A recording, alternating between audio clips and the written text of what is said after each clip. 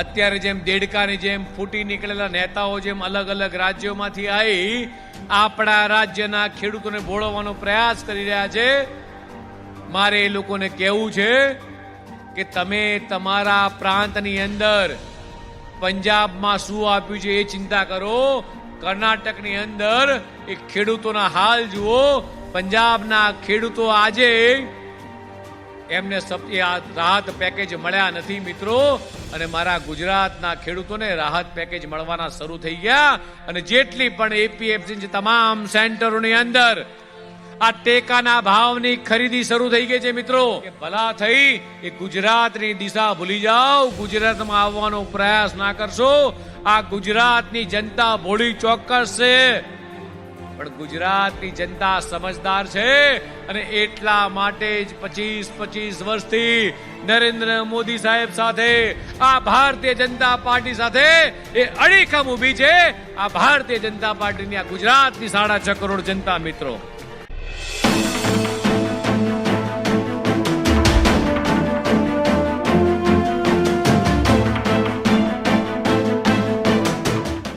મારા ખેડૂતોએ પાક તો ઉગવ્યો, પણ ટેકાના ભાવની ખરીદી. હમણાં એક વખત હું બજેટની ચોપડી વાંચતો હતો કોંગ્રેસના વખતની. રમણભાઈ, મારે રાજ્યપાલના આભાર પ્રસ્તાવ પર મારે વાત મૂકવાની હતી, ત્યારે કોંગ્રેસના એ વખતના બજેટમાં 50 કરોડ રૂપિયા ટેકાના ભાવની ખરીદીથી આપીએ છીએ, અને અત્યારે હજારો કરોડ રૂપિયા આપણા ટેકાના ભાવથી ખરીદી કરી રહ્યા છીએ. આ વાત મિત્રો તમને કહેવા માટે આજે અહીંયા આવ્યો છું. અને ગુજરાતના ખેડૂતો જ્યારે અખાત્રીજના દિવસે ધરતી માતાનું પૂજન કરી અને પ્રાર્થના કરી, હે માં ધરતી આ તારી છે, આ પાણી આ હવા તારા છે. હમણાં જેમ કનુભાઈએ કીધું એમ કે કુદરતનો કેર ક્યારે થાય એની આપણને ખબર નથી, અને કદાચ અતિવૃષ્ટિના કારણે આ વખતે લગભગ રાજ્યના 16,000 ગામડામાં નાનું મોટું કેટલું નુકસાન થયું. ત્યારે ગુજરાતના મુખ્યમંત્રી ચિંતિત હતા. ગુજરાતના મુખ્યમંત્રી પોતે, તમામ કેબિનેટ મંત્રીઓ, પ્રદ્યુમનસિંહ વાજા, હું પોતે, આ તમામ લોકો ઓફિસમાં પુષ્ટિ કરવાની જગ્યાએ સીધા ખેડૂતોની વચ્ચે ગયા. ખેડૂતોને જે નુકસાન થયું છે આ નુકસાનની ચિંતા કરી. અત્યારે જેમ દેડકાની જેમ ફૂટી નીકળેલા નેતાઓ જેમ અલગ અલગ રાજ્યોમાંથી આવી આપણા રાજ્યના ખેડૂતોને ભોળવવાનો પ્રયાસ કરી રહ્યા છે, મારે એ લોકોને કહેવું છે કે તમે તમારા પ્રાંતની અંદર પંજાબમાં શું આપ્યું છે એ ચિંતા કરો, કર્ણાટકની અંદર એ ખેડૂતોના હાલ જુઓ.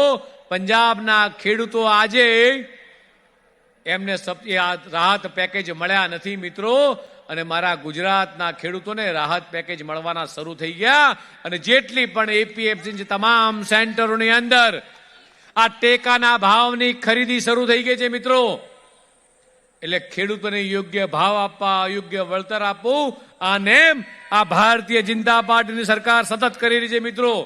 આ માવઠાની સામે આપણું કોઈનું ચાલ્યું નથી, પણ ગુજરાતના મુખ્યમંત્રી માન્ય ભૂપેન્દ્રભાઈ પટેલ એ ખેડૂતો માટે ઉદાર દિલ રાખ્યું, અને આ દેડકાની જેમ ફૂટી નીકળેલા લોકો આવીને એમ કહેતા હો કે તમે આટલું વળતર ચૂકવો, આટલું વળતર ચૂકવો.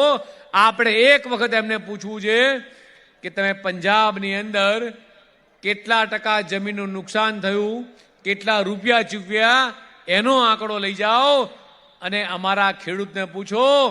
અમે લોકોએ બધી જ ખેતીવાડીને એસડીઆરએમ મુજબ સીધા 33% વળતર, એટલે 100% એ વળતર ચૂકવવાનો નિર્ણય, આ ઐતિહાસિક નિર્ણય માન્ય ભૂપેન્દ્રભાઈ પટેલે મિત્રો લીધો છે.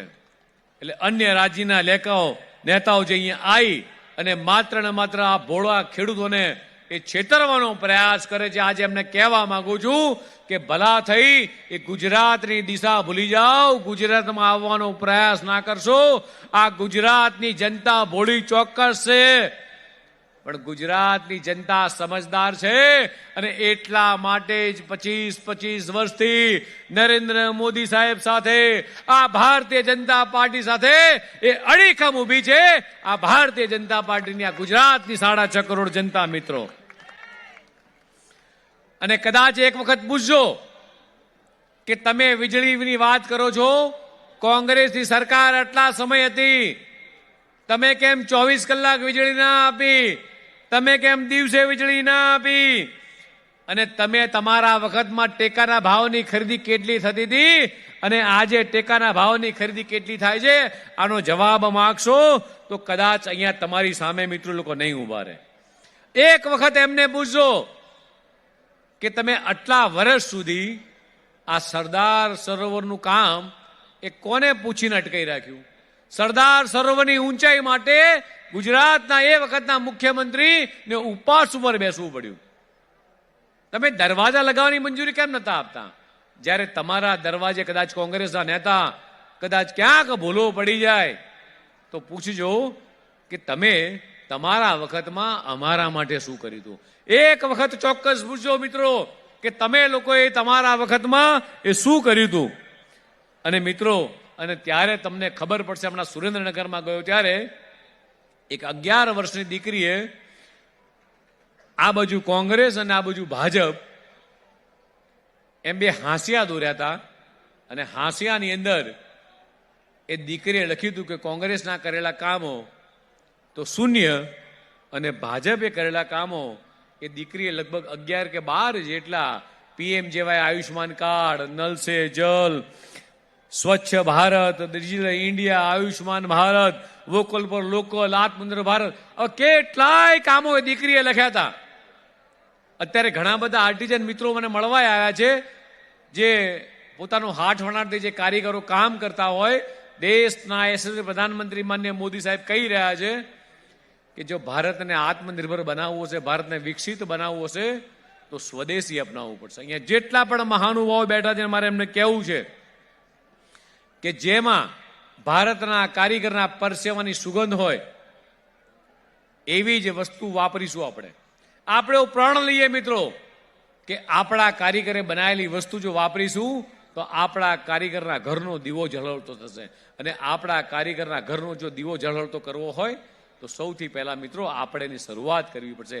અને એક ડગલું જો તમે ચાલશો ને તો 140 કરોડ ભારતીયો જો રોજનું એક ડગલું ચાલે, તમે પરિકલ્પના કરો કે 140 કરોડ ડગલા ચાલે. માત્ર મોદી સાહેબ આપણા ભારતના એક બીચ ઉપર ખાલી 2 ડગલા ચાલ્યા, ત્યાં બીજા દેશની આખી ઇકોનોમી ખગડી ગઈ. ખબર નહીં કયો દેશ હતો એ? કયો દેશ હતો એ? માલદીવ્સ બીચ હતો. ત્યાં માત્ર ભારતીયો પ્રવાસી માટે જતા હતા. અને માનનીય મોદી સાહેબે આહવાન કર્યું ભારતના મોટા મોટા લોકોને કે તમે તમારા દીકરા દીકરીના લગ્ન કરવા માટે વિદેશની ધરતી ઉપર જાઓ છો, એના કરતા ભારતમાં કરો. ભારતના કારીગરોને વેપાર મળશે, ભારતના રસોઈયા, મંડપવાળા, ડેકોરેશનવાળા, આમનો ઉદ્યોગ ધંધો થશે.